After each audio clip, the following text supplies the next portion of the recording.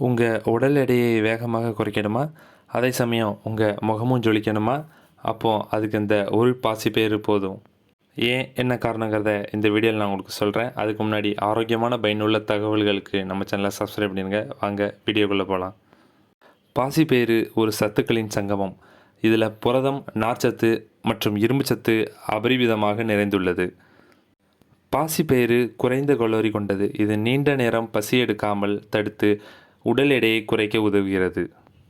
பாசிப்பயிறு எளிதில் ஜீரணமாகும் தன்மை கொண்டதால் குடல் ஆரோக்கியத்திற்கு மிகவும் சிறந்தது. பாசிப்பயிரில் உள்ள பொட்டாசியம் இரத்த அழுத்தத்தை கட்டுப்படுத்தி இதயத்தை பாதுகாக்கிறது.